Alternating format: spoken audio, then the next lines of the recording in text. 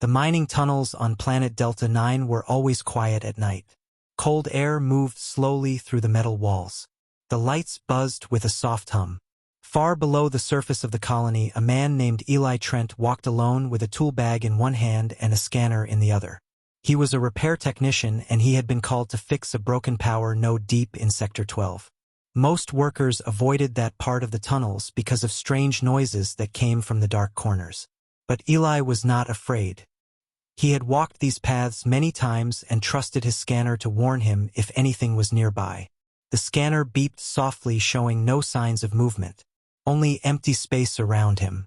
Still, he felt something strange, like he was being watched. He stopped walking and turned around. Nothing, only silence and shadows. His eyes scanned the darkness. Then he shook his head and kept walking. The tunnel stretched long and narrow with flickering lights above. He reached the power node and knelt beside it. Sparks popped from the broken wires. He opened his tool bag and started working. Suddenly the scanner made a sharp noise. A fast beep. Movement detected. He looked at the screen. A small red dot appeared behind him. Then it vanished. He stood up slowly, held his breath, turned around. The tunnel was still empty. No sound, no shape, no shadow that didn't belong. Maybe the scanner was wrong. Maybe it was just a glitch. But his hands were shaking now. He tried to calm himself and went back to work. As he worked, he heard it again. A sound. Soft, like claws against metal. Quick and light. He turned his head fast. Nothing there. He pulled out a flashlight and shined it down the tunnel. Still nothing. Just walls and pipes and darkness. Then something moved. Quick. Too fast to see clearly. It slipped from one wall to the other. Far away but large. And quiet. Eli stepped back. His flashlight shook in his hand. He spoke into his radio. "Hello? Is anyone near Sector 12? I think there's something down here." Only static replied. The power node still sparked behind him. He didn't care anymore. He wanted to leave. He turned to run but froze in place. 10 meters ahead. Something stood in the center of the tunnel. It was tall. Taller than a man. With a smooth black body that looked like armor. Its head was narrow with no eyes that he could see. Its arms hung low. Its fingers long and sharp. It didn't move. Didn't make a sound. It just stood there, watching. Eli couldn't move. Couldn't breathe. The flashlight in his hand fell to the ground with a soft clatter. Then the creature tilted its head. Just a little, as if curious. Took one step forward. Eli took one step back. Still it didn't attack. Didn't growl. Didn't run. It only followed his movement. He backed away slowly, step by step. And the creature did the same. One step at a time. Keeping the same distance. The scanner in his pocket beeped again. Steady now. Tracking the creature. But the machine didn't matter anymore. Eli was face to face with something he didn't understand. And it wasn't killing him. After a minute that felt like an hour, he reached the edge of the tunnel. Turned a corner. Ran. The creature did not chase him. Not fast. It walked behind him. Always 10 meters away. Never closer. Never further. When Eli reached the main service station, he slammed the door shut and locked it. Then collapsed to the floor, breathing hard. The guards arrived a few minutes later. Guns ready. He told them what happened. What he saw. But they found nothing in the tunnels. No trace. No footprints. No heat. Nothing. Only the power node. Still broken. The scanner logs showed strange movement. Too fast for any human. But the guards laughed. Called it a system error. Said Eli had been alone too long. That he imagined things in the dark. But Eli knew. He had seen it. Felt it. Something had been there. And for some reason, it didn't want to hurt him. It only wanted to follow. Eli sat alone in the observation room with his hands gripping the metal table and his eyes locked on the screen in front of him. The footage from his body camera played on a loop. A long dark tunnel. Flickering lights. And then the creature. Tall and silent. Its black skin reflecting the light like glass. No one else in the room spoke as the video ended for the 5th time. 3 people stood behind him. 2 wore colony security uniforms and the third was a woman in a clean white coat. She was a biologist sent from Earth and her name was Dr. Keller. She leaned forward slowly and paused the video at the exact moment the creature turned its head toward Eli. "There," she whispered as if afraid the thing might hear her through the screen. "Look at the posture. It is not hunting. It is watching. And not just watching. It is copying him." Eli turned his head slightly. "Copying? What does that mean? Are you saying it is learning?" "Not learning," she replied. "Imprinting." She tapped the screen again and zoomed in on the creature's body language. "See this movement here?" He takes a step back. It follows. He breathes hard, tilts its head. He shows fear. And it does not chase. It does not strike. It observes. Security Officer Vance crossed his arms and frowned. "I don't understand. Why would something that dangerous just follow someone? What does imprinting even mean in this case?" Dr. Keller looked at both men and then took a breath. "Have you heard of the Tarkine species?" No one answered. So she continued. "The Tarkine Reapers are one of the oldest predator species we have ever recorded. They come from a planet that died out centuries ago. Only a few eggs remain and they are locked away in deep science labs. The one you saw, it is not supposed to exist. But somehow, it does." She pointed again at the screen. "Tarkine hatchlings are born with an open neural state. That means the first living being they see becomes the center of their life. They bond deeply, stronger than any natural instinct. And once bonded, they follow that being until death." Eli felt the air grow colder around him. "So you are saying it sees me as what? Its friend? Its leader?" Dr. Keller shook her head slowly. "No, it sees you as its parent." The room went silent again as the weight of those words sank in. Parent. The idea was too strange, too heavy. He had seen its sharp claws, its long arms, its dead black skin. It was a weapon, a hunter, and now it had chosen him. "We need to destroy it," Vance said. "This thing is too dangerous. I don't care if it thinks he's mommy. Could tear through this whole colony in 10 minutes. Dr. Keller raised her hand. "We tried that once. Years ago. Another Reaper imprinted on a lab worker. They tried to separate it. It went wild. Destroyed 4 levels of the station and then starved itself to death when it could not find the person. If we kill it, or try to, it might respond violently. And if we hurt him," she nodded at Eli, "it will not hold back." Vance turned away and cursed under his breath. Eli leaned forward. "So what now? What am I supposed to do? Let it follow me around forever?" Dr. Keller stared at the screen again. "For now, yes. We watch it. We study it. But we keep you safe. And you keep it calm." Eli stood from the chair and paced the room. "This is insane.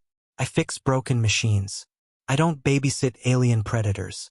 He stopped, then looked back at the paused image of the creature. "But it didn't try to kill me. Could have. So easily." Dr. Keller nodded. "That is the only reason you are still alive." Later that day, Eli returned to his quarters. 2 guards stood at the end of the hall, their weapons ready. The door opened and he stepped inside. And there it was, curled up in the corner like a cat too large for the room. Its long limbs folded neatly, its head resting against the wall. Breathing slow, watching him, he froze, then stepped carefully around it, sat on his bed, opened a protein pack and tried to eat. The creature rose without a sound, walked slowly to him, stopped just 2 meters away, and sat again, eyes on him, breath matching his. Still no sound. Eli could not sleep that night. Not with it there. Not with its presence so large, so silent, so alien. But the next day, and the next, and the next after that, it followed.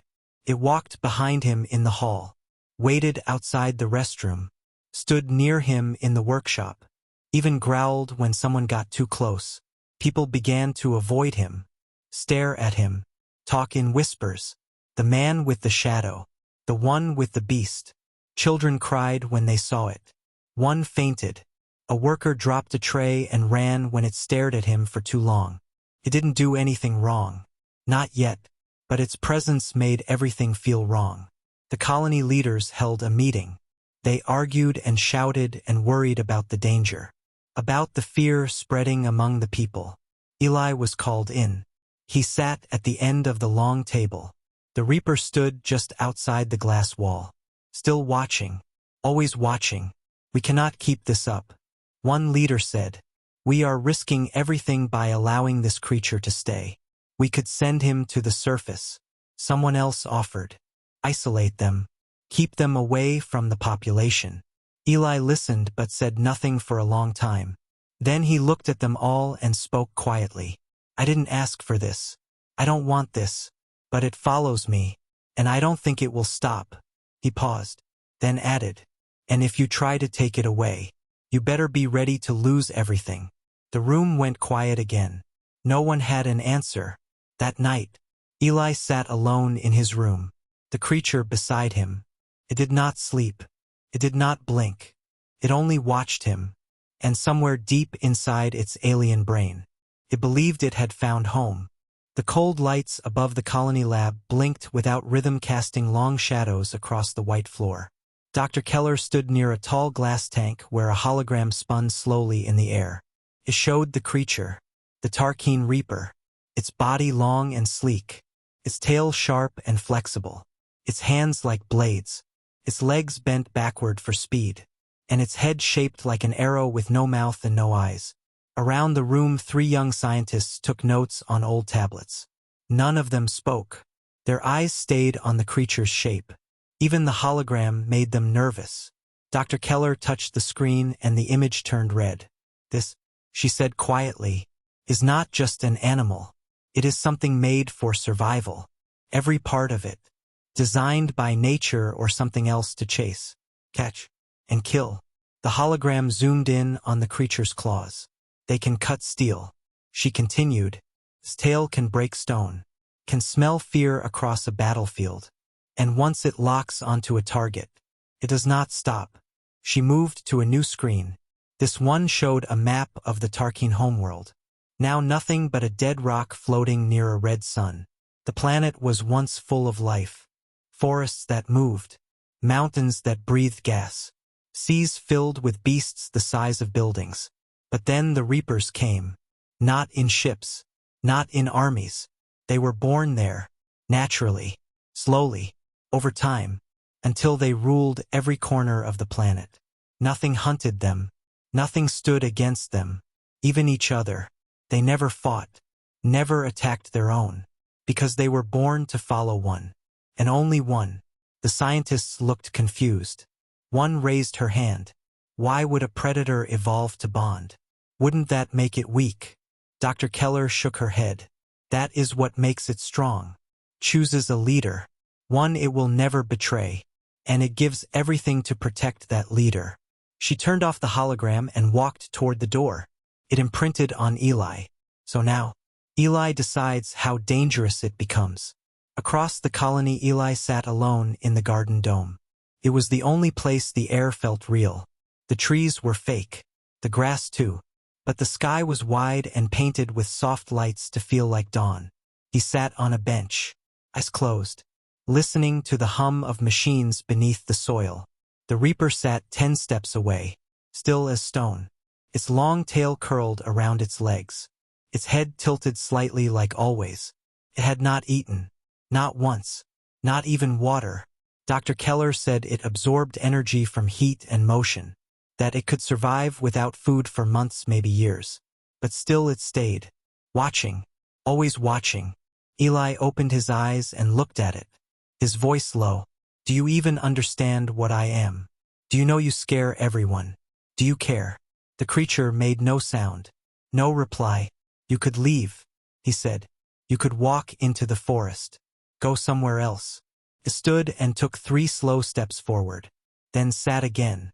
Still 10 steps away. Eli laughed without joy. "Of course you would." A group of workers passed by outside the glass wall. They pointed. One took a picture. Another whispered something and laughed. Eli looked down at his hands. Then at the creature. "If I asked you to kill them, would you?" he asked. The Reaper tilted its head. Its body did not move, but something in the air shifted, something sharp and cold, like a knife waiting behind silence. Eli stood up and walked over, stopped right in front of it. "No," he said. "That was a test." He looked into its blank face, where eyes should be, where a mouth should open. "You're not a tool. You're not a weapon. You are alive, and I'm not your master." But the Reaper only breathed slow, its shoulders rising and falling like a tide, still and calm, yet ready. Later that day, Dr. Keller called him to the lab. She waved him toward a screen with a new image. Eli blinked. "That's not mine," he said. "No," she answered. "It is not. This is a different Reaper, in a different place. One of our satellites caught this near an old station on Theta 7. Eli leaned closer. The image showed another creature, smaller, sleeker, moving fast across rocky ground. "How many are there?" he asked. "We do not know," she said. "But this one has no imprint. It hunts everything." Eli felt a strange chill. "So I got lucky. Mine thinks I am its parent. And that one just kills." Dr. Keller nodded. "If yours dies, that one might find you next." Eli looked at her sharply. "What do you mean if mine dies?" Dr. Keller spoke slowly. "We ran tests on your Reaper. Quiet ones. Passive scans. We found something.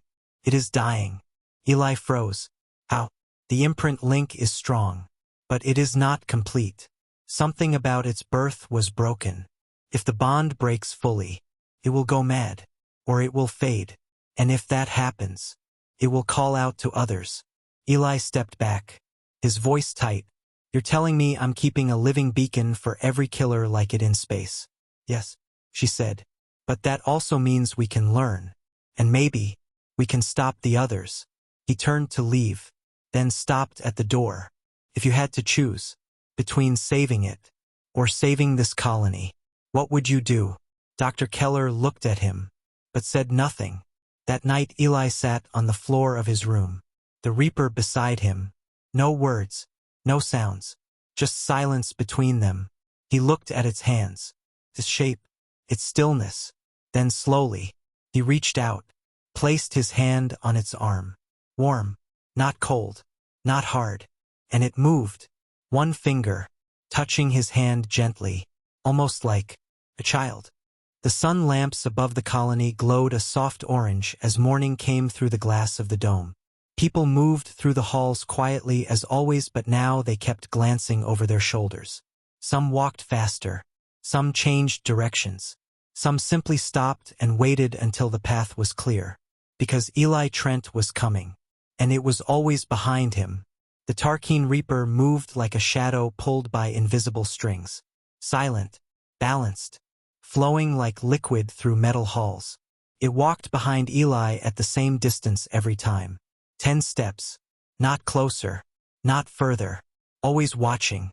The colony had rules. No weapons in public spaces. No threats between workers. No animals outside the biodomes. But this thing, this creature, did not fit any rule. It was not an animal. It was not a person. And no one knew what to do with it. Eli entered the cafeteria and sat at a table in the corner. The Reaper stood by the wall near him, breathing slow, not moving, not blinking. It never ate. It never sat. People sat far away, their voices low, their eyes on the floor. One child stared too long and her mother pulled her away in fear. Eli opened a packet of food paste. He did not taste it anymore. He only chewed because he needed to. His eyes flicked toward the Reaper, then to the glass wall, then back to his hands. Dr. Keller sat across from him. She placed a tablet on the table. No words, just data. Eli glanced at it. Blood scans, heat signatures, neural patterns. "Anything new?" he asked. She nodded once. "It is still changing, still growing. It is learning how to be around you. Its brain is reshaping itself. You are its center now. Not just a bond, but a blueprint." Eli looked at her. "So what happens if I change? What if I get angry? What if I hate someone?" Dr. Keller looked down at her tablet, then back at him. Then it will learn hate. The door to the cafeteria hissed open. A delivery bot rolled in. One of the older models. It moved too fast. Its wheels squeaked loud across the floor, and it passed too close to Eli. The Reaper reacted.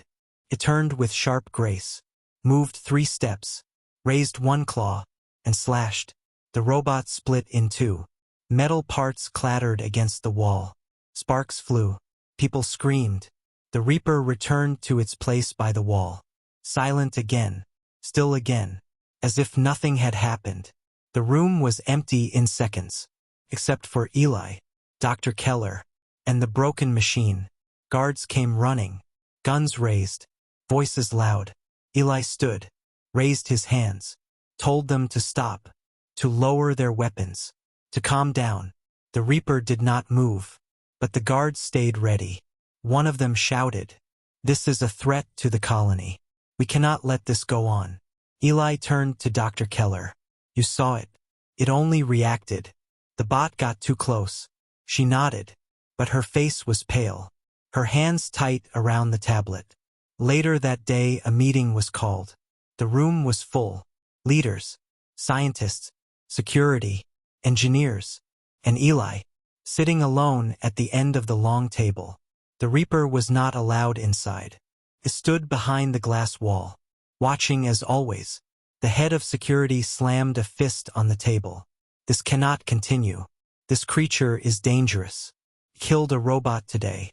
What happens when it kills a person? We cannot wait for blood to act." A colony planner stood up next. "This is not just about safety. Morale is falling. People are afraid. Work is slowing. Families are talking about leaving. This is a crisis." Dr. Keller spoke. "I understand the risk, but we are learning more from this creature than any other species in history. This is the first living Reaper in centuries. The bond with Eli is stable for now. We can manage it." Eli raised his hand. They all looked at him. "If I leave, will that fix this? If I take it somewhere else, will the colony be safe?" There was silence, then quiet nods.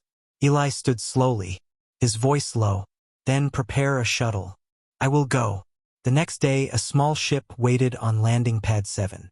The engines hummed, the lights flashed, and the cargo was light. Just one man, and one monster. Eli stepped into the ship. The Reaper followed without sound. As the doors closed behind them, a few people watched from far away. Some whispered, some cried. No one waved. Inside the ship, the lights were soft and dim. Eli sat in the pilot seat. The Reaper crouched near the wall. Destination was unknown. Dr. Keller had given him a list of uninhabited moons. Places where no one lived. Where no one would see them. Where no one would fear them. Eli looked at the stars. His hand on the controls. His eyes tired. His heart heavy. "You follow me," he said without turning. "Even when I have nothing. Even when I bring you nowhere." The Reaper shifted slightly, then leaned closer, its head near his shoulder. Not touching, just near. The ship entered deep space, leaving the colony behind. No words, no signals, no goodbye, just silence, and stars, and 2 shapes moving through the dark. The stars outside the ship moved slow and endless like silver dust in a black ocean. Eli sat alone in the cockpit with one hand resting on the control panel and the other holding a small picture from home. It was old and faded. A photo of Earth taken from the colony lounge where he once ate lunch every Friday. Now that place was silent. Now every hallway behind him was locked. Now every face was gone. Behind him, the Reaper sat near the rear door of the small ship. It did not sleep. It did not speak. Its body curled tight like a shadow packed into armor. Its chest rose and fell in a rhythm almost like breathing. But not quite. The ship was quiet. Only the hum of the engines. Only the soft beeping of long-range sensors. Only Eli's heartbeat echoing in his ears. He opened a packet of food and took a bite. The taste was dry and bland. But it was enough. He tossed a second packet toward the Reaper. It did not move. Did not even look. "You never eat," Eli said. You never rest. What are you made of? The Reaper turned its head slowly, not in response to the food, but in response to his voice. Eli leaned back in the pilot's seat. You follow me, but you do not live like me. Do you even know what I am? Do you understand anything I say? The Reaper tilted its head again, almost like a question. The silence inside the ship grew heavy. It pressed down like the cold of space trying to sneak through the walls. Eli stood and walked toward the back of the ship. He stopped 3 steps away from the Reaper, looked into the smooth, dark surface of its face.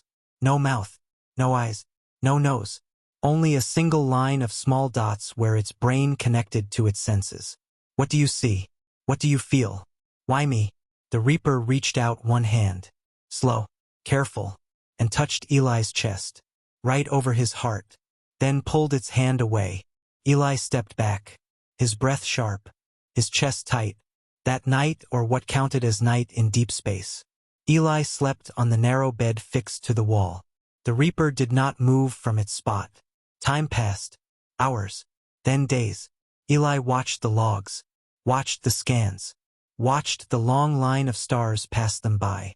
No messages, no calls, no signals from the colony, only space.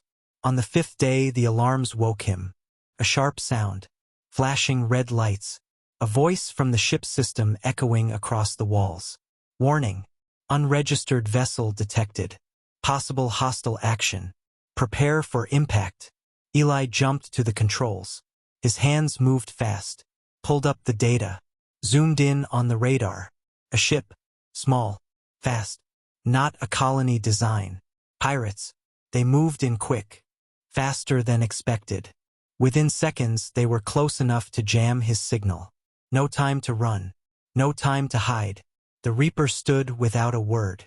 His head turned toward the airlock. His claws flexed once, twice, then stilled. Eli looked at it. You know what's coming. You know what they are. The Reaper remained still, then took 1 step forward. The pirate ship docked with a loud clang. The airlock lights changed. The doors began to open. 3 figures stepped in, armor patched, weapons raised, helmets cracked and dirty. Well, said the first pirate. Looks like a gift from the stars. 1 lost ship, 1 soft man. They laughed, stepped inside. Guns ready. Eli raised his hands. Wait, he said. You don't understand. There's something here with me. They laughed again. Then the Reaper moved. No sound, no warning, just motion. It crossed the space between them in 2 steps. His claw caught the first pirate across the chest. Armor split like paper. The man flew back into the wall. The second pirate raised a gun. Too slow. The Reaper spun. His tail struck the weapon, snapped it in half, then slammed the man to the floor. The third tried to run. He never reached the door. It was over in less than 10 seconds. Silence returned. The ship stopped shaking. Eli stood frozen, heart pounding, hands still raised. The Reaper looked at him. Blood on its claws. Not its blood. Never its blood. Eli lowered his hands, walked slowly toward the bodies, checked for signs of life. None. He looked at the Reaper. It watched him, silent, still. You protected me, he said. The Reaper stepped closer. Not too close. Not 10 steps now. Only 3. Eli sat down on the floor, his back against the wall. He looked at the stars again through the glass. They would come. More would follow. The galaxy was full of those who took what they wanted. But maybe now, he had something they could not take. He looked at the Reaper again. Maybe you are not just a shadow. Maybe you are not just a weapon. Maybe you are something more. The Reaper walked to him, sat beside him, closer than ever before. No words, no sounds, only breathing. Together. The cargo bay was quiet again. Blood soaked into the metal floor. Broken weapons lay scattered like old toys. The pirates had brought death but found something worse. Something older. Something loyal. Eli stood beside the Reaper, his body shaking. Not from fear but from something else. Something harder to name. He looked at the bodies, then at the creature standing over them. "You saved me," he said. The Reaper did not move, did not show pride, did not roar in victory. It only watched him. His claws were red. His chest rose slow, his breathing even, as if nothing had happened at all. Eli walked to the ship controls. His fingers trembled as he entered the new log. He listed the event, the attack, the defense, the result. He paused before typing the last words. Reaper acted with intent. Reaper showed control. Reaper responded only to threat. He looked back at the creature again. It had returned to its spot near the door. 10 steps away. Always 10. They cleaned the ship in silence. Eli wiped the floor, moved the bodies, stacked the weapons. The Reaper helped without being asked. It lifted metal like paper, moved with care, never once letting its claws near Eli. Hours passed. The ship kept moving. The stars outside continued to drift like silver smoke. Eli found an old transmitter in the pirate gear. He turned it on and scanned the waves. Most channels were blocked or dead. But one voice came through. "This is Transport 9 responding to distress. Repeat, if you are alive, send coordinates." Eli paused. He looked at the Reaper. "If I send this, they will come," he said. The Reaper tilted its head. "They will see you. They will ask questions. They will not understand." He waited for something. Anything. The Reaper stepped forward, placed one claw gently on the console, pressed the button. Signal sent. Hours later, a small ship appeared on the radar. Friendly code. Civilian flag. Eli watched from the window as it docked.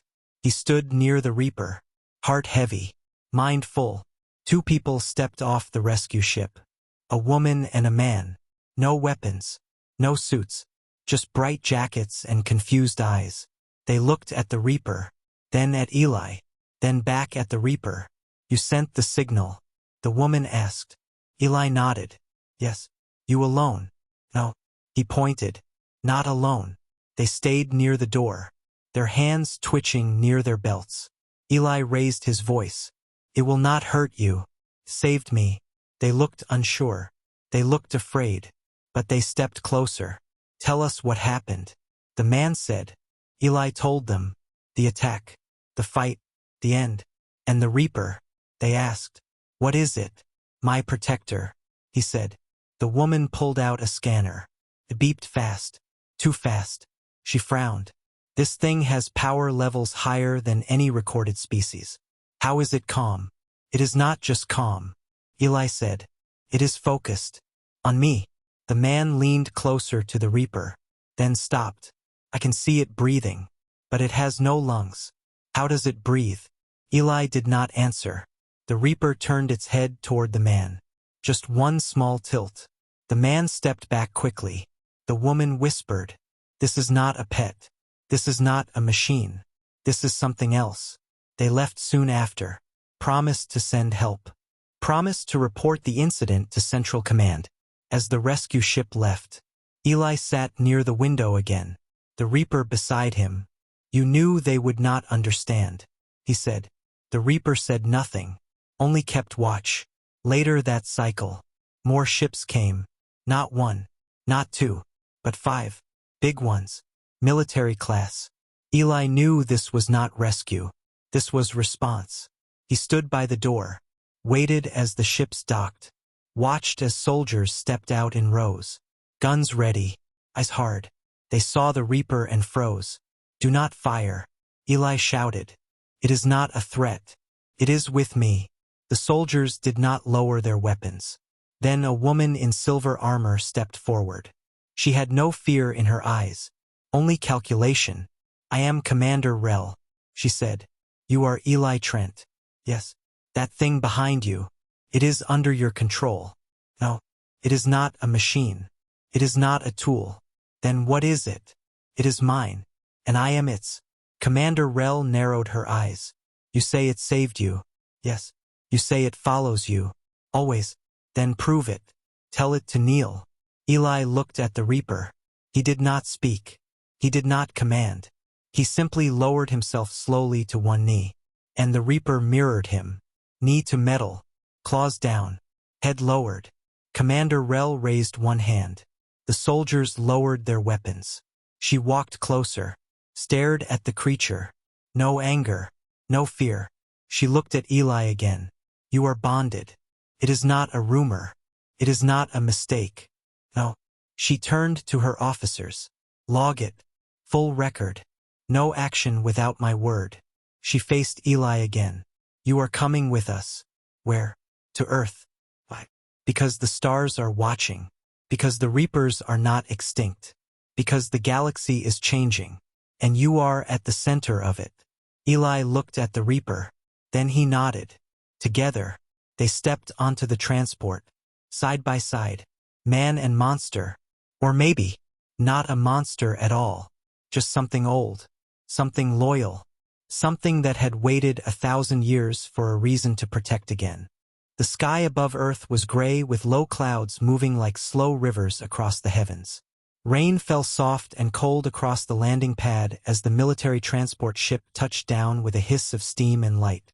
Crowds gathered behind safety glass. Soldiers lined the walkways. Scientists stood in rows with cameras and scanners and notebooks trembling in their hands. The world had waited for this moment. Not because of Eli Trent. Not even because of the secret colony attack. They were here for the Reaper. For the creature that should not exist. The doors opened with a long hiss of pressure. Eli stepped out first. His clothes worn. His face unshaven. His eyes steady. Behind him, the Tarkine Reaper stepped into Earth's air for the first time in recorded history. It moved slow, measured. Its black armor shone wet in the rain. Its long tail curled low like a serpent waiting to strike. But it did not strike. It only followed. Gasps from the crowd. Some took a step back. Some raised their hands to their mouths. A few fell silent like the air had been punched from their lungs. It was real. Not a rumor. Not a lie. Not a tale from failed science programs. A living Reaper. And it was bonded to a human. They walked across the pad together. Toward a tall steel building with no windows and too many guards. The Command Center for Global Defense and Xeno Affairs. Inside, the halls were cold and bright. Every corner had eyes. Every light flickered with the power of 10,000 questions. Eli sat in a room shaped like a circle. Alone, the Reaper stood behind him.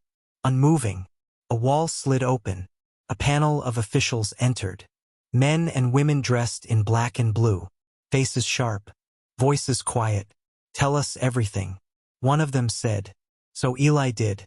The planet, the mining station, the birth of the Reaper, the bond, the exile, the pirates, the defense, the rescue, and the final choice.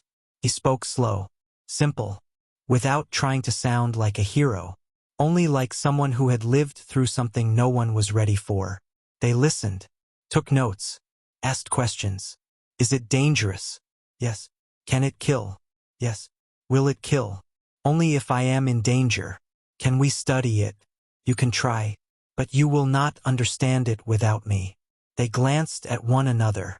Whispers passed across the table like invisible wires. Then silence. One leaned forward. Would you be willing to work with us? Not as a prisoner, but as a bridge. Eli looked at the Reaper, then back at the official. What happens if I say no? Then we will wait. And one day, someone will say yes. Eli stood. I will work with you, but only under one rule. What rule? You never try to separate us. The room fell quiet again. Then the lead official nodded. Agreed. Over the weeks that followed, Eli became more than just a survivor. He became a subject, a test, partner. He taught them how the Reaper moved, how it reacted to tone, to light, to emotion. He taught them how it copied his habits, how it slept when he slept, how it paced when he worried, how it growled when he was threatened. Even by a raised voice, the world watched. From news feeds, from cameras, from headlines. Some called it hope. Some called it danger. Some called it the start of something new. Others called it the end of everything. Protests rose. Debates flared. Should humans live alongside such a thing? Should the military control it? Should it be destroyed? But the Reaper remained quiet. It never attacked. Never moved without Eli.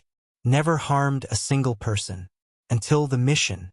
A signal from a science outpost in deep space had gone dark. No answer. No distress. Just silence. They sent a team. Eli among them. The ship was sleek and fast. Equipped with scanners, weapons, containment chambers. But none of those mattered when they reached the outpost. It was empty. Not destroyed. Not broken. Just empty. No bodies. No blood. No signs of life. Only one thing remained. Pod. Still warm. A Reaper egg. And it was open. Eli stared at the pod. His chest tight. His breath short.